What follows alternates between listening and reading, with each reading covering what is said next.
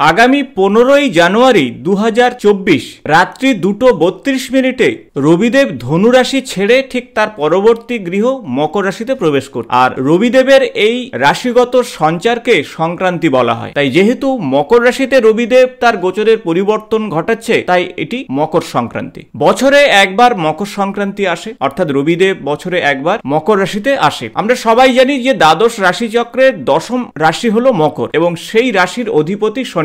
রবিদেব এবং শনিদেবের মধ্যে সম্বন্ধ হলো পিতা পুত্র, তাই পিতা পুত্রের গৃহে এক বছর পরে আসছে। বৈদিক জ্যোতিষশাস্ত্র অনুযায়ী রবিদেবের এই গোচরের পরিবর্তন অর্থাৎ সঞ্চার অত্যন্ত গুরুত্বপূর্ণ, কারণ এই সময় থেকে উত্তরায়ণ শুরু হয় এবং দক্ষিণায়নের সমাপ্তি ঘটে। গত একটি মাস অর্থাৎ যখন ধনুরাশিতে রবিদেব ছিল তখন কিন্তু এই পৃথিবীতে কোনো মাঙ্গলিক কাজ হয়নি, কিন্তু যখন মকর রাশিতে রবিদেব প্রবেশ করবে সেখান থেকেই কিন্তু পৃথিবীতে মাঙ্গলিক কাজ শুরু হবে। তাই একদিকে এই 2024 সালের 15ই জানুয়ারি অত্যন্ত একটি পজিটিভ সময় হতে শুরু করেছে, কারণ এই সময় মকর রাশিতে রবিদেব গোচর করছে এবং মাঙ্গলিক কাজের শুরু, দেবতাদের সময় শুরু, অর্থাৎ দেবতারা 6 মাস নিদ্রিত এবং 6 মাস জাগ্রত থাকেন। তাই রাক্ষস অর্ধ শেষ হয়ে দেবতাদের অর্ধে প্রবেশ করলো রবিদেব। সেই সাথে বাংলায় মাঘ মাস সূচিত হচ্ছে। তাই একদিকে মাঘ মাস হলো ভগবান বিষ্ণুর অত্যন্ত প্রিয় মাস। তাই সব মিলিয়ে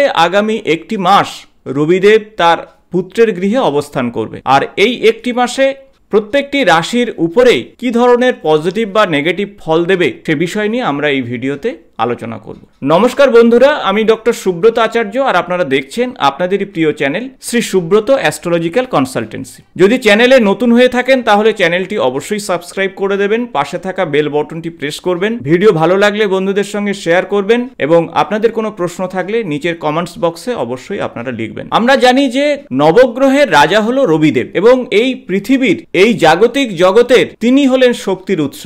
তিনি ন্যায় এবং নিষ্ঠার দেবতা। প্রত্যেক দিন সকালে যেমন সূর্যোদয় ঘটে এবং সূর্যাস্ত ঘটে সন্ধ্যার সময়, তার কাজের কোনো নড়চড় হয় না। ঠিক তেমন ভাবেই আমাদের মনের মধ্যে সেই ন্যায় নিষ্ঠাকে জাগ্রত রাখে রবিদেব। রবিদেব মেষ রাশিতে থাকে তুঙ্গস্থ এবং তুলা রাশিতে নিচস্থ, অর্থাৎ এপ্রিল মাসের দিকে যখন রবিদেব মেষ রাশিতে অবস্থান করবে তখন পৃথিবীর থেকে সূর্যের দূরত্ব কাছাকাছি থাকে, কিন্তু অক্টোবরের দিকে রবিদেব এবং পৃথিবীর মধ্যে দূরত্বটা অনেকটা বেড়ে যায়। আর সেজন্য রবিদেবের নিচস্থ ফল চলে আসে অক্টোবরের জাতক জাতিকাদের উপরে। অন্যদিকে সিংহ রাশির অধিপতি হলো রবিদেব এবং মূল ত্রিকোণ রাশি হলো সিংহ রাশি। সেই সিংহ রাশির অধিপতি রবিদেব আগামী একটি মাস মকর রাশিতে অবস্থান করবে, অর্থাৎ শনিদেবের গৃহে অবস্থান করবে। রবিদেব হলো আপনার কর্মজীবন, কর্মপ্রাপ্তি, আপনাদের মান সম্মান, পিতা বা পিতৃতুল্য মানুষের সঙ্গে সম্পর্ক কেমন হবে, আপনাদের শরীর স্বাস্থ্য কেমন যাবে, আর এই সব কিছু নির্ভর করবে জন্মকুণ্ডলিতে রবিদেব আপনাদের কেমন আছে। এবং এই গোচরের পরিবর্তনও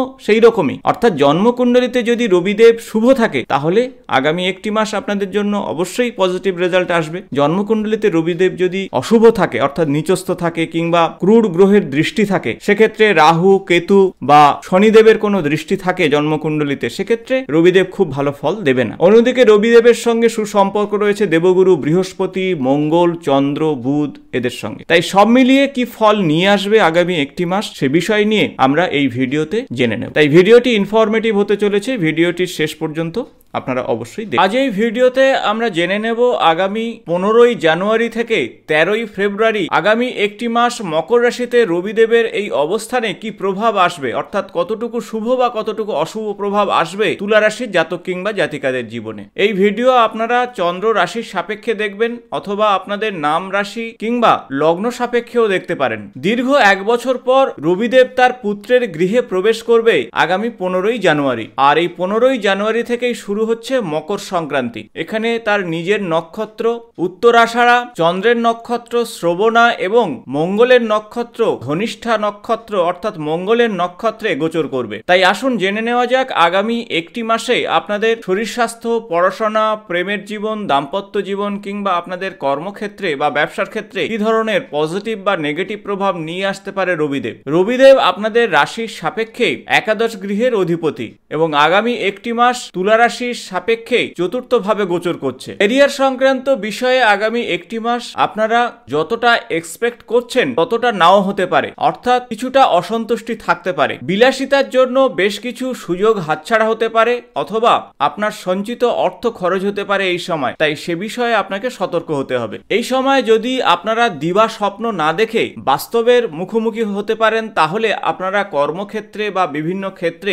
অত্যন্ত পজিটিভ রেজাল্ট পাবেন। তা না হলে দিবা স্বপ্নের মতন সমস্ত স্বপ্নগুলোই নষ্ট হতে পারে। এই সময় কর্মক্ষেত্রে বা আপনাদের চাকরি বাকরির ক্ষেত্রে পরিবর্তনের বিশেষ যোগ রয়েছে এবং এই পরিবর্তন আপনাদের জন্য অত্যন্ত পজিটিভ হবে, তাই এগুলোকে আপনারা অ্যাকসেপ্ট করতে পারেন। তা না হলে পরবর্তী সময়ে এই সমস্ত বিষয় নিয়ে আপনাদের আক্ষেপ হতে পারে। যারা ব্যবসা সংক্রান্ত বিষয়ে যুক্ত রয়েছেন তাদের জন্য বলবো আগামী একটি মাস অত্যন্ত পজিটিভ রেজাল্ট আসতে পারে আপনাদের, তাই ব্যবসাতে আপনারা লাভের মুখ দেখবেন, মুনাফা অর্জন হবে বিভিন্ন ক্ষেত্র থেকে। কোনো নতুন ব্যবসাতে আপনারা হাত দিতে পারেন, নতুন প্রজেক্টে আপনারা হাত দিয়ে অত্যন্ত পজিটিভ রেজাল্ট আসতে পারে। তাছাড়া যারা অংশীদারি ব্যবসা করছেন তাদের ক্ষেত্রেও কিন্তু ভালো ফল আসবে। আসবো সম্পর্কের বিষয়ে। দাম্পত্য জীবনের ক্ষেত্রে একটু সতর্ক হতে হবে। কথাবার্তার বিষয়ে সতর্ক না হলে সম্পর্কের অবনতি ঘটতে পারে বা ভুল বোঝাবুঝি তৈরি হতে পারে। নিজের অহংকার বা অহংকে নিয়ন্ত্রণ করুন। ইগোর সমস্যার জন্য প্রেমের সম্পর্কের ক্ষেত্রে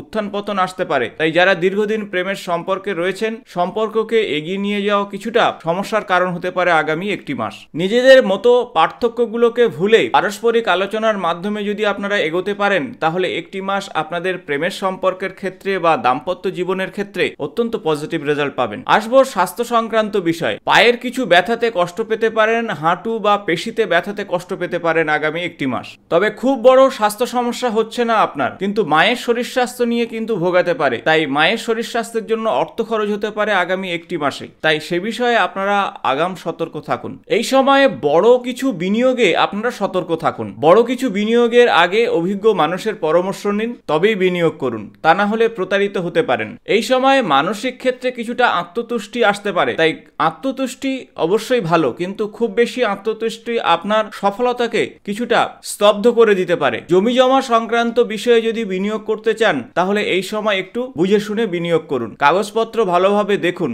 আর তারপরেই জমিতে অর্থ বিনিয়োগ করুন।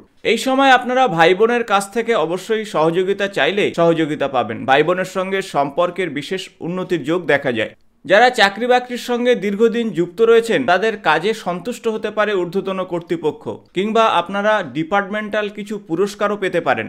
আপনারা পজিটিভলি যদি অর্থ উপার্জনের দিকে এগিয়ে যান অবশ্যই আপনাদের জন্য আগামী একটি মাস অত্যন্ত ভালো সময়। তাই সব মিলিয়ে বলা যেতে পারে আগামী 15ই জানুয়ারি থেকে 13ই ফেব্রুয়ারি এই একটি মাস রবিদেব মকর রাশিতে অবস্থানকালীন আপনাদের বেশ কিছু ক্ষেত্রে অত্যন্ত পজিটিভ রেজাল্ট আসতে চলেছে। এখন আসবো কি ধরনের উপায় বা টোটকা আপনারা করবেন।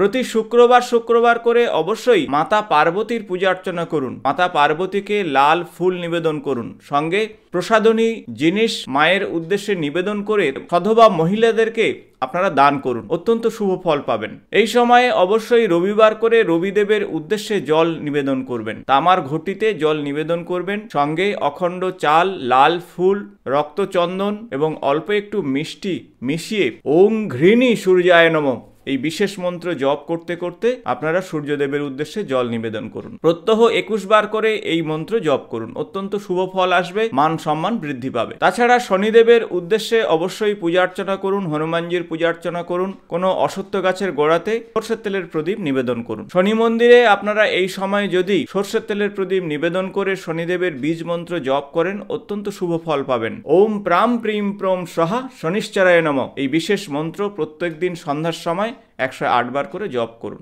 এবং তাছাড়া হনুমানজির উদ্দেশ্যে হনুমান চল্লিশা পাঠ করলেও অত্যন্ত শুভ ফল আসবে আপনাদের। আশা করব ভিডিওটি ইনফরমেটিভ হয়েছে, ভালো লাগলে বন্ধুদের সঙ্গে শেয়ার করবেন।